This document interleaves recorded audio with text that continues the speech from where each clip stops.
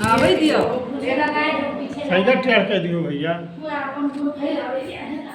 बढ़िया पहले धरा पहले जैसे धरो मार पड़ी तब खतरे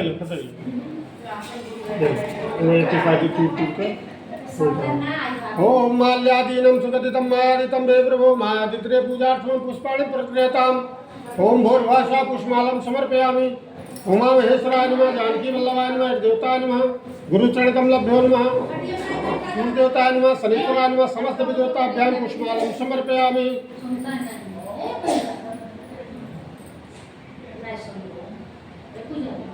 नीचे बैठ हाथ लगा ओम हरि ओम गंडारगंतम वेद देवम मधुपम धूपम प्रक्रियताम धूपम समर्पयामि ओम रुद्रदेवताभ्यां नमः दीपदेवताभ्यां नमः स्थानदेवताभ्यां नमः गुरुचरणकमलभ्यो नमः शुकर शनिरावकेत्वाय नमः ओम हनुमते नमः विष्णुदेवताभ्यां नमः समस्त विदेवताभ्यां धूपम समर्पयामि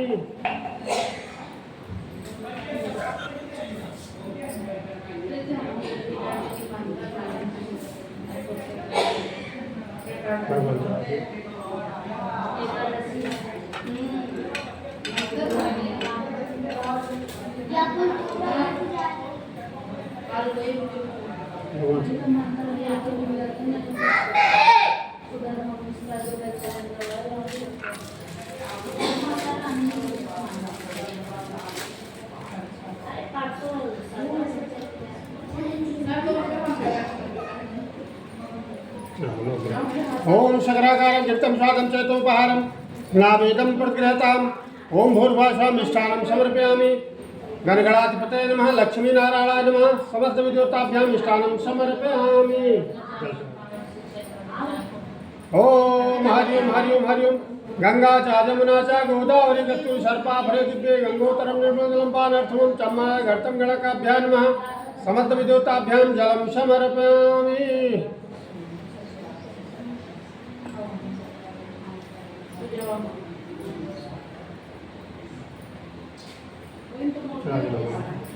ओम इंद्रफलं वायनस्य पुष्पं जनं जन्नी नारायणाय नमोस्तुते फलं समर्पयामि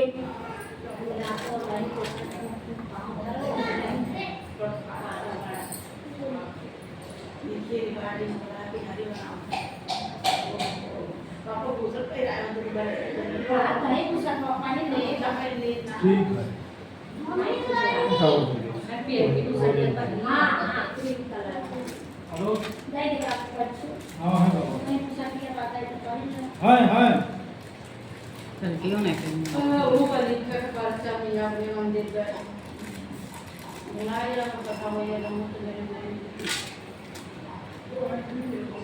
अपना सामान चुंदरी दूरी यहाँ पर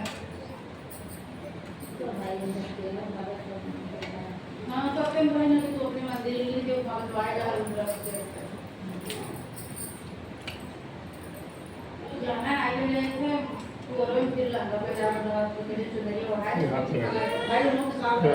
ओम हरि ओम तंबुलं समर्पयामि ओम सर्वशांति शांति इंद्रो फलं मृत्यु पुस्तां मोगी फलं ओम भूर्भाषा लोमो कपूरं तंबुलं प्रजापते सुखांशो रुद्रं पानर्थं चम्मा घटं गणकाभ्यां नमः ओम गणेशंबिकाभ्यां तंबुलं समर्पयामि इनका नवग्रह का पैसा चढ़ा दो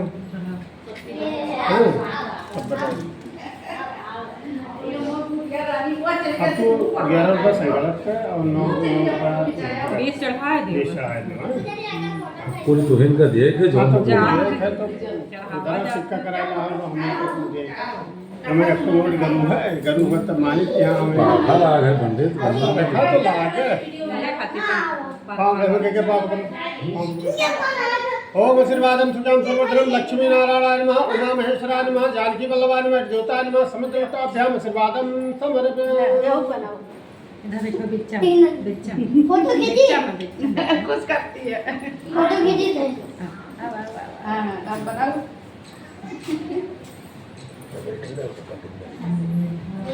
ओम हरिओम हरिओम एक में गिरा अनेक योनि जन्मों से मनुष्य अपने कर्मों द्वारा अनेक प्रकार से दुखों से दुखी हो रहे हैं। नाथ मुझ पर दया रखते बताए उन मनुष्य के दुखों को कैसे दूर कर सकता है। चार भुजा लेकर नारायण को देखकर जिसके हाथ में शंख गदा और वरमाला पहने स्मृति करने लगे। भगवान था वाणी आपको नहीं पा सकते। मध्यात्म भक्तों को दुखों को नष्ट करने वाले हो आपको मेरा नमस्कार। इस प्रकार से स्फूर्ति सुनकर विष्णु भगवान बोले, हे मुनिश्रेष्ठ, आपके मन में क्या किस काम के लिए यहाँ पर आगमन हो? उनको संकोच करके कहो। तब नारद मुनि बोले कि मृतलोक में सब मनुष्य अनेक मनुष्य पैदा हुए अपने अपने कर्मों द्वारा अनेक प्रकार से दुखों से दुखी हो रहे हैं। नाथ मुझ पर दया रखते बताए कि उन मनुष्य के दुखों को कैसे दूर कर सकूंगा। श्री भगवान बोले, हे नारद, मनुष्य की भलाई के लिए तुमने बहुत अच्छी बात पूछी है। जिस काम करने से मनुष्य मुंह से छूट जाता है मैं कहता हूँ सुनो। बहुत पुण्य देने वाला सर्व तथा मृतलोक में दोनों उत्तम व्रत है। आज मैं प्रेम वश होकर तुमसे कहता हूँ भगवान सत्यनारायण का व्रत अच्छी तरह विधि पूर्वक करने से मनुष्य आयुर्बल तक सुख भोग कर मरने पर मोक्ष को प्राप्त होता है। श्री भगवान के वचन को सुनकर नारद मुनि बोले, व्रत का फल क्या और क्या विधान है? किसने व्रत को क्या और किस दिन व्रत करना चाहिए? विस्तार से कहिए। भगवान बोले, दुख शोक को दूर करने वाला, धन धान को बढ़ाने वाला, सौभाग्य तथा संतान को देने वाला, सभी स्थानों पर विजय करने वाला है। भक्ति भाव आधार के साथ किसी भी दिन मनुष्य को प्रातः काल में ब्राह्मणों और बंधुओं से धर्म से होकर पूजा करे और भक्ति भाव से नावेद केले का फल, शंकर घी, दूध, दही, गेहूं का चूर, अमव सची का चूर, गुड़ सब भक्षण और जमा पदार्थ करके भगवान को अर्पण कर दो तथा बंधुओं सहित ब्राह्मणों को भोजन करवाएं। पश्चात स्वयं भोजन करें। नित्य आचरण श्री सत्यनारायण भगवान का स्मरण करते हुए व्यतीत करें। इस तरह से व्रत करने से मनुष्य की इच्छा निश्चय पूरी होती है। विशेष कल काल भूमि पर यही सरल मोक्ष उपाय है। बोलिए श्री सत्यनारायण देव भगवान की जय।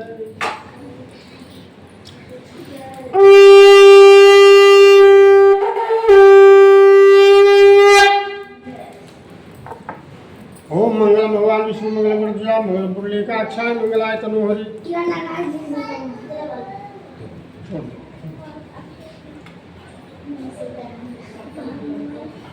हाथ जोड़ो। ओम हनुमते नमः विष्णुदेव ऐसे हाथ जोड़ लो। हाँ ऐसे जोड़ो। नमो नमः। सुता जी बोले, सुनने से पहले सीताराम ने कहा इतिहास कहता हूँ। तो ध्यान से सुंदर काशी की नगरी में एक आदमी था कि एकदम ब्राह्मण रहता था।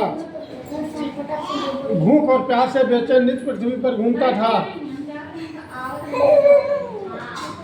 ब्राह्मणों से प्रेम करने वाले भगवान ने ब्राह्मणों को दुखी देखकर दूल्हे ब्राह्मण का रूप धारण करके गए और उसके पास गए। नित्य ब्राह्मण ने कहा, सब मुझसे को मैं भी सुनना चाहता हूँ। ब्राह्मण बोला, मैं निर्धन ब्राह्मण हूँ, भिक्षा के लिए पृथ्वी पर फिरता हूँ। हे भगवान, यदि आप इसका उपाय जानते हो तो कृपा करके मुझसे कहो। बूढ़ा ब्राह्मण बोला कि सत्यनारायण भगवान मन चाहे फल देने वाले हैं, इसलिए हे ब्राह्मण तू उनका पूजन कर, जिसको करने से मनुष्य सब दुखों से मुक्त हो जाता है। ब्राह्मण को व्रत का सारा विधान बताकर बूढ़े ब्राह्मण का रूप धारण करने वाले भगवान सत्यनारायण अंतर ध्यान हो गए। जिस व्रत को बूढ़े ब्राह्मण ने बताया था मुझे कहूँगा निश्चय करने पर उसे रात को नींद भी नहीं। सवेरे उठते भगवान सत्यनारायण व्रत के लिए चला। उन दिनों में भिक्षा में बहुत सा धन मिला, जिससे बंधुओं साथ उसने भगवान सत्यनारायण का व्रत किया। उसको करने से ब्राह्मण सब दुखों से छुटकारा अनेक प्रकार की संपत्तियों से युक्त हुआ। उस समय ब्राह्मण हर मास को व्रत करने लगा। इस तरह से भगवान सत्यनारायण के व्रत को जो करेगा मनुष्य सब दुखों से मुक्त हो जाएगा। नारद जी से नारायण का कहा, व्रत में तुमसे कहता हूँ। ऋषि बोले, हे मुनिवर, संसार में इस ब्राह्मण से सुनकर किस किसने व्रत को किया हमको सुनना चाहते हैं। इसके लिए हमारे मन में अर्धा है। और सुत जी बोले, हे मुनियो जी, जिन्हें व्रत को किया सब सुनो। एक सुनो, धर्म के अनुसार व्रत बंधन के साथ व्रत करने को तैयार हो। उसी समय में एक लकड़ी बेचने वाला बूढ़ा आदमी और बाहर लकड़ियों को रखकर ब्राह्मण के मकान में घुस गया। प्यास से दुखी लकड़हारा उनको व्रत करते देखकर नमस्कार करके कहने लगा, आप क्या कर रहे, करने से क्या फल मिलता है, कृपा करके मुझसे कहो। ब्राह्मण ने कहा, सब मनोकामनाओं को पूरा करने वाला है भगवान सत्यनारायण का व्रत कथा है। इसकी कृपा से मेरे यहाँ धन धान और बुद्धि प्राप्त हुई। ब्राह्मण से व्रत के बारे में जानकर लकड़हारा बहुत प्रसन्न हुआ और भगवान का चरणामृत लेकर और प्रसाद खाने बाद अपने घर को गया। लकड़हारे अपने मन में इस प्रकार का संकल्प लिया कि आज ग्राम में जितनी लकड़ियाँ बेचूंगा उससे जो धन मिलेगा उसी से सत्यनारायण देव भगवान का उत्तम व्रत करूंगा। ये मन में विचार करके बूढ़ा लकड़हारा लकड़ियों को अपने सिर पर रखकर जिस नगर में धनवान लोग रहते थे वहाँ वैसे ही सुंदर नगर में गया। उस रोज लकड़ियों का दाम पहले दिनों से चौगने में मिलता। बूढ़ा लकड़हारा दाम को लेकर अन्यथा प्रसन्न होकर पके केले का फल, शंकर घी, दूध, दही, गेहूं का चूर्ण। आज श्री सत्यनारायण भगवान व्रत की भूख सामग्रियों को लेकर अपने घर गया। फिर अपने भाइयों को बुलाकर विधि के साथ भगवान का पूजा और व्रत किया। उस पूजा और व्रत के प्रभाव से बूढ़ा लकड़हारा धन पुत्र से युक्त हुआ और संसार का समस्त सुख भोग कर अंत में वैकुंठ धाम को चला गया। बोलिए श्री सत्यनारायण देव भगवान की जय। जय करो। जय जय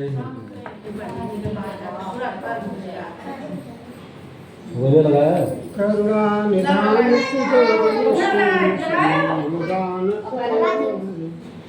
भात गौरी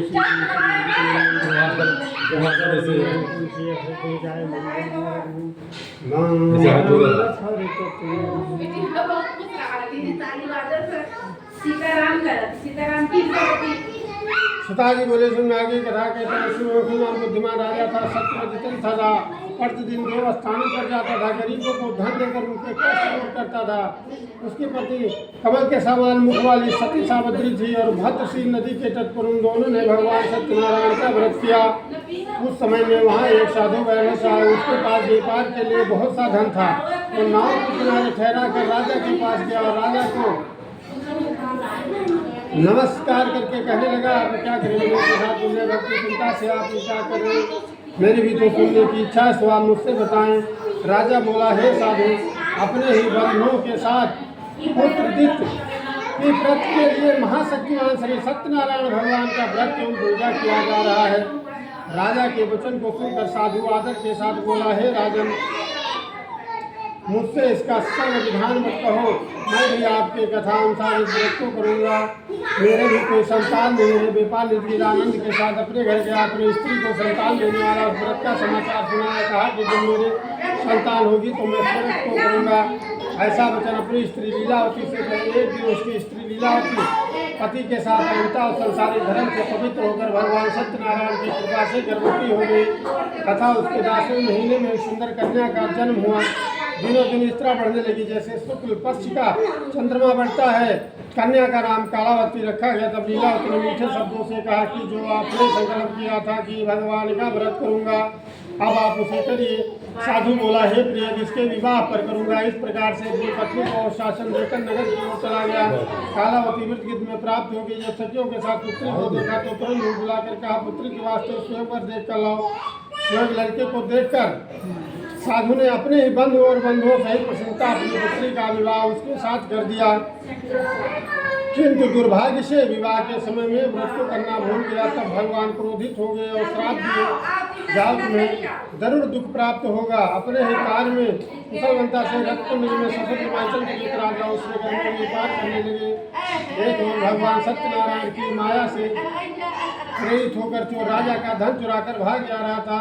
चोर चुरा के लिए शारीरिक मानसिक पीड़ा तथा भूख और प्यास की चिंता से कालावती ब्राह्मण के घर गए। वहाँ से भगवान सत्यनारायण का व्रत होते हुए देखा तथा कथा से प्रसाद ग्रहण करके रात को मेरे माता ने कालावती से कहा, हे पुत्री, अब तक तुम कहाँ रही, तेरे मन में क्या चल रहा है? कालावती बोली, हे माता, मैं एक ब्राह्मण के घर भगवान सत्यनारायण की व्रत कथा सुन रही थी।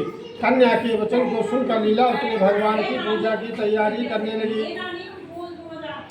लीलावती ने परिवार और बंधु सहित श्री सत्यनारायण भगवान का पूजा किया और वर मांगा, मेरे पति दामाद आ जाओ। मैं साथ ही प्रार्थना की, हम सब अपराधी, उनको क्षमा करो।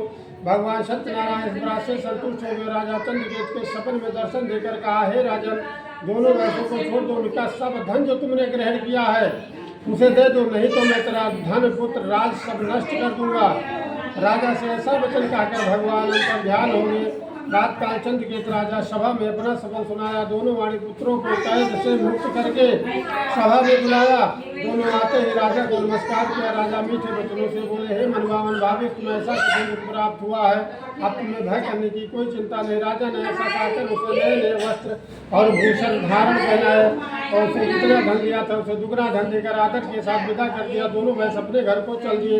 बोलिए श्री सत्यनारायण जी भगवान की।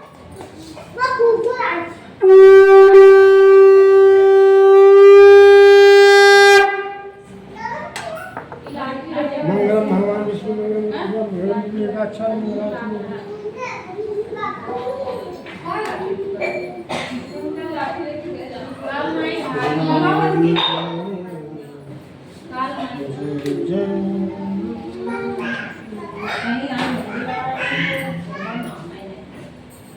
सदा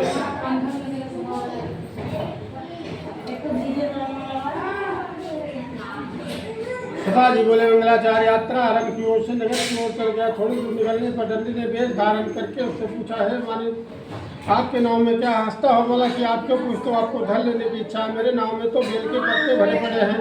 उसका कठोर वचन सुनकर भगवान ने कहा, तुम्हारा वचन सत्य हो।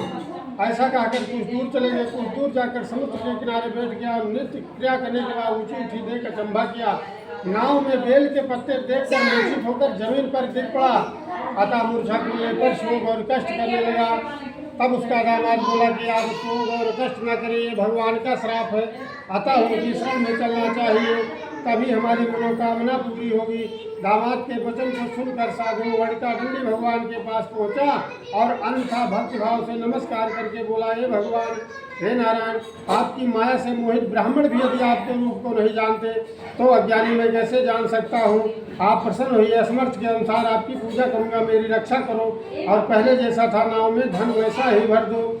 उसके भक्ति वचन सुनकर भगवान प्रसन्न हो गए और इच्छा अनुसार वर देकर अंतर ध्यान हो गए। तुम उन्हें नाव पर आकर देखा, परिपूर्ण पाया। फिर वो भगवान सत्यनारायण का पूजा करके साथियों सहित नगर की ओर चला गया। अपने नगर निकट पहुंचकर दूत को घर पर भेजा। दूत ले जाकर उसके स्त्री को नमस्कार करके कहा कि साधु अपने ही दामाद सहित नगर समीप पर आ गए हैं। ऐसा वचन सुनकर साधु की स्त्री बड़े हर्ष के साथ भगवान की पूजा की और पुत्री से कहा, मैं अपने पति के दर्शन को जाती हूँ, तुम कार्य करके शीघ्र आना। माता का ऐसा वचन सुनकर कालावती प्रसाद छोड़कर पति के पास गए। प्रसाद के आज्ञा के कारण से सत्यदेव हमारे रुष्ट होकर उसके पति को नाव से पानी में डुबो दिया। कालावती अपने पति को ना देखकर रोती हुई जमीन पर गिर गई। इस तरह से नाव को डूबता हुआ तथा कन्या को रोता देखकर साधु दुखित होकर बोला, हे प्रभु, हे नारायण, मुझसे मेरे परिवार से जो भूल हुई उसे क्षमा करो। उसी के दिन कन्या मेरा क्षमा करो, भूलोगे क्षमा करो। उसी के दिन वचन सुनकर भगवान सत्यदेव प्रसन्न हो गए और आकाशवाणी हुई कि साधु तेरी कन्या मेरा प्रसाद छोड़कर आई है, इसलिए इसका पति हदियत हुआ है। यदि वो घर पर जाकर प्रसाद खा के लौटे तो इसका पति होश मिलेगा। ऐसा आकाशवाणी सुनकर कालावती ने घर पहुंचकर प्रसाद खाया। फिर आकर पति का दर्शन किया। तत्पश्चात साधु ने बंधु और बंधुओं सहित भगवान सत्यदेव की पूजा की और पुत्री से कहा, विधिपूर्वक पूजा की और उसी दिन से प्रत्येक पूर्णमासी को भगवान सत्यनारायण की पूजा एवं कथा करने लगा। फिर इस लोक का सुख भोग कर अंत में स्वर्गलोक को चला गया। बोलिए श्री सत्यनारायण देव भगवान की।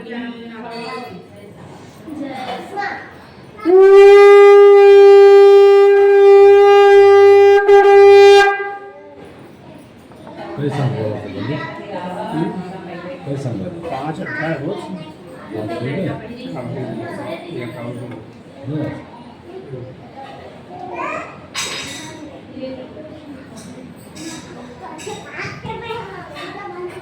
पाँच को बजाते हैं, सात को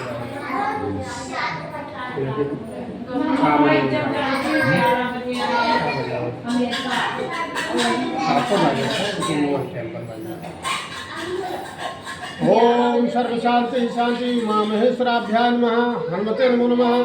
चौथी अध्याय, पांचवें अध्याय, सर्ववर्धनम नारायणाय नमोस्तुते। ओम हनुमते नमो नमः। ध्यानम समर्पयामि।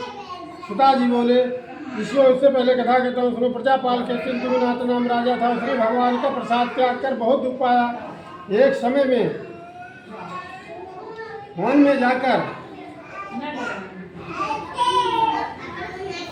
पशु और बच्चों को मारकर बड़े पेड़ के नीचे गया। वहाँ उसने भगवान को भक्ति भाव से बंधुओं सहित सत्यनारायण जी का पूजा करते देखा और राजा देखकर भी अभिमानी वहाँ नहीं गया और न ही नमस्कार किया। तब भगवान का प्रसाद उसके सामने आया तो प्रसाद को त्याग कर अपने सुंदर नगर में चला गया। वहाँ गया तो अपना सबको नष्ट पाया तो जान गया कि सब भगवान का किया धरा है। तब वो विश्वास करके गोलक भगवान समीर पर गया और विधि पूर्वक पूजा की और प्रसाद खाया। तब सत्यदेव भगवान की कृपा से पहले जैसा था वैसा हो गया। दीर्घ कला तक सुख भोग कर मरने पर स्वर्गलोक को गया। जो मनुष्य इस परम दुर्लभ व्रत को करेगा भगवान की कृपा से उसे धन धान प्राप्ति होगी। निर्धन धनी और बंदी बंधन से मुक्त होकर निर्भय हो जाता है और संतानहीनों को संतान की भी प्राप्त होती है तथा सब मनोरथ पूर्ण होकर अंत में वैकुंठ धाम को जाता है।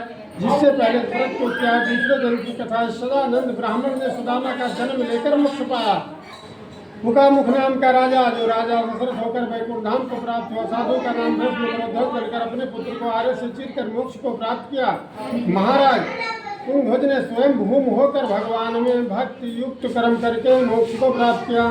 इति श्री सत्यनारायण देव भगवान की कथा संपूर्ण हुई। बोलिए श्री सत्यनारायण देव भगवान की जय।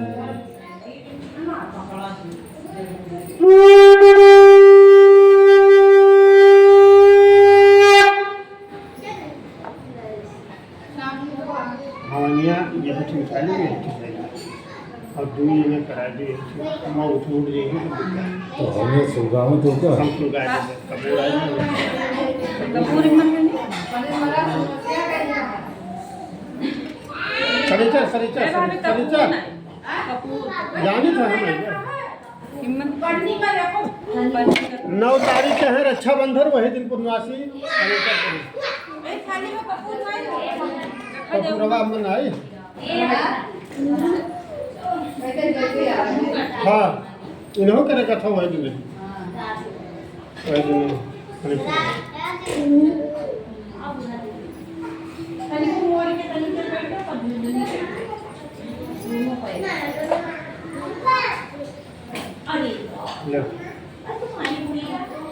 पहले बढ़ जाए तब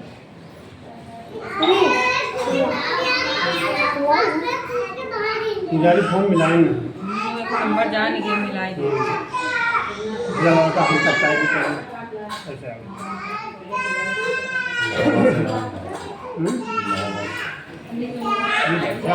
ये लाना तक ये लाना आपके को खरीदी नहीं मिला।